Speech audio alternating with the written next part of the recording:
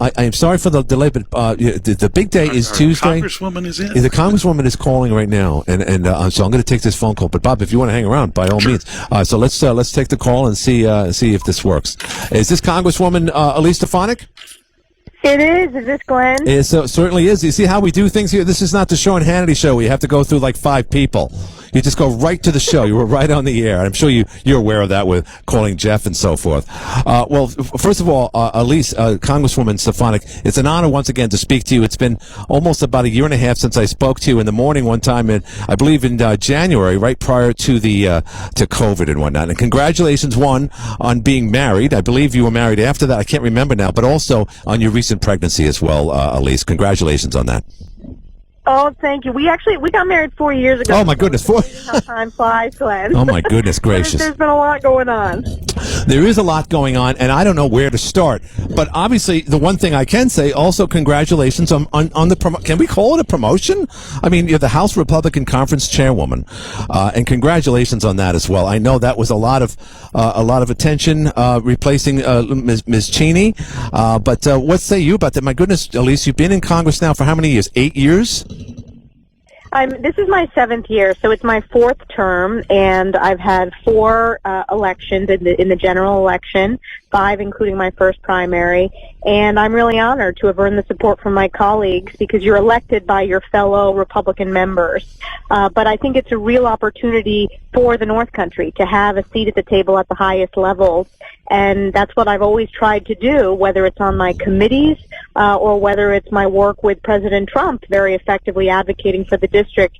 So this is, I think, good news for the North Country, for upstate New York, and I'm going to work really hard to make sure that Republicans are unified on really important issues that are impacting every American family. Yeah, I mean, again, as far as, there's a lot of districts, rural, city districts. We all know about the big names over the years. We never thought the 21st District would have such representation, and you've definitely brought a lot of attention to our area. Now, I know, as far as redistricting is concerned, we hope that, a Watertown and Jefferson County, Fort Drum area will remain part of your district, at least. I don't know if you have anything to tell us about that now, but that's always up in the air as far as New York State is concerned. We don't want to lose our Congresswoman from the 21st District. We want to certainly be a part of that, Elise.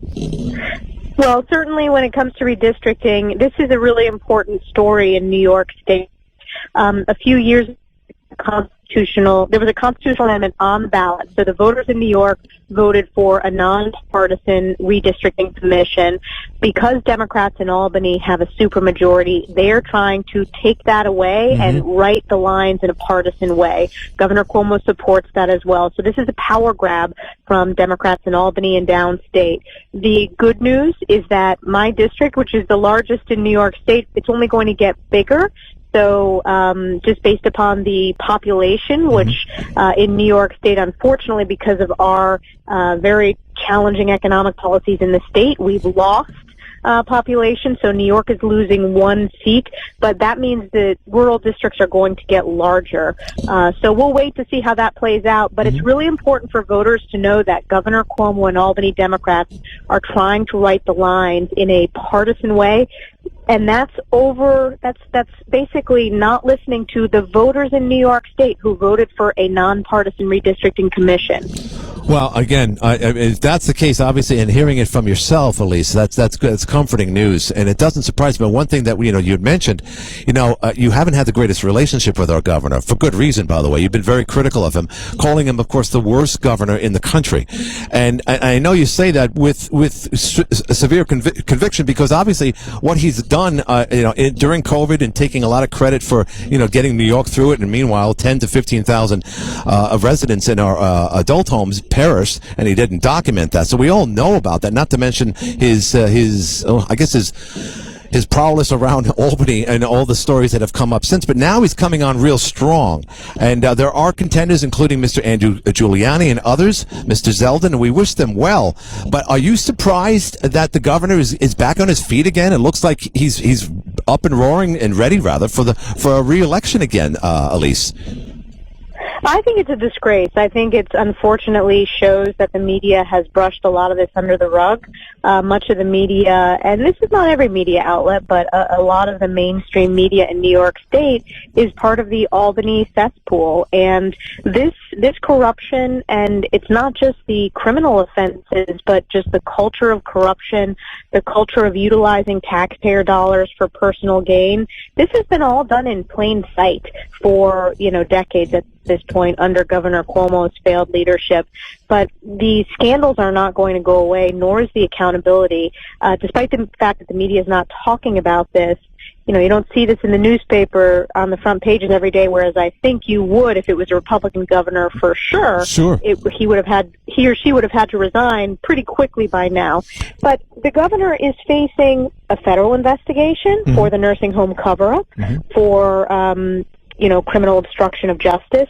He's also facing an investigation by the New York State Attorney General regarding sexual harassment and sexual assault.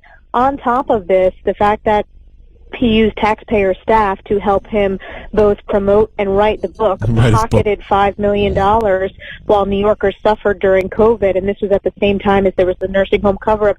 These are really, really disturbing scandals, and there needs to be accountability and transparency. He is the worst governor in America. He's earned that title, and no amount of fireworks is going to take away from that. I just wish the media was more focused on holding him accountable. I think, at some point they were, and a lot of people were coming to the table, including Senator Gillibrand was asking for his resignation. But then again, he writes the book, and about 3 people bought it. But he pockets what? Did you say, was it $5 million he got on that?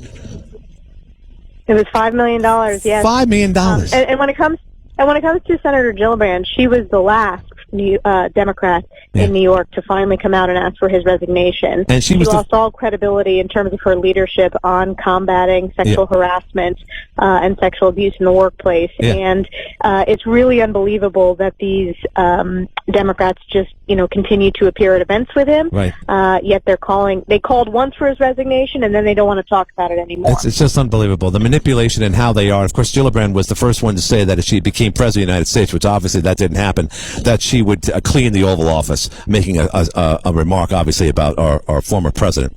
Speaking of which, something that you're not going to read in any newspaper, certainly on CNN, former President Trump hosted a fundraiser for a person, Elise Stefanik, and that was just recently. Can you give us an idea of how that was? A lot of money was generated. The president loves you, Elise. We remembered a couple of years ago, maybe 3 summers ago, when the big announcement was made that our proud military was going to be making more in terms of salaries and so forth. And Vice President Pence came up as well. That was the beginning of this great relationship that you've had with President Trump. How was the fundraiser, and where was it, Elise?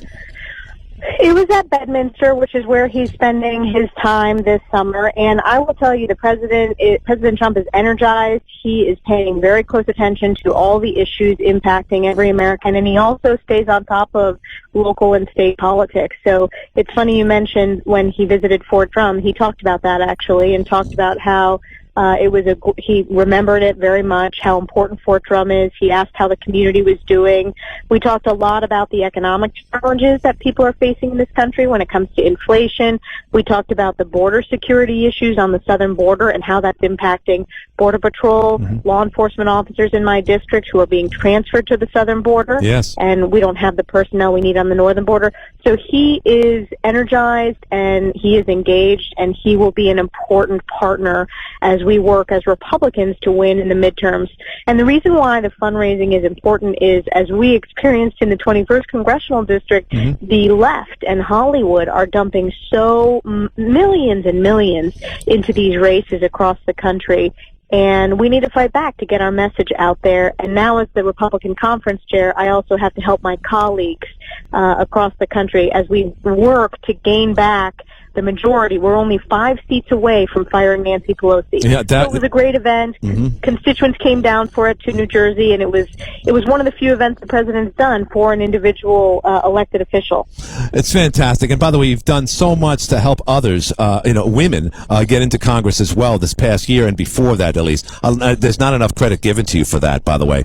Congratulations on that as well. And President Trump doesn't get credit on that either, because he was a partner in that effort. He endorsed many of those women who who won. He was on the ballot with them, campaigning with them, and that was a big part of, despite the fact that people were disappointed at the top of the ticket in 2021, the glimmer of hope was the fact that Republicans picked up seats, despite the fact that the media said we were going to lose seats. We picked up a number of seats.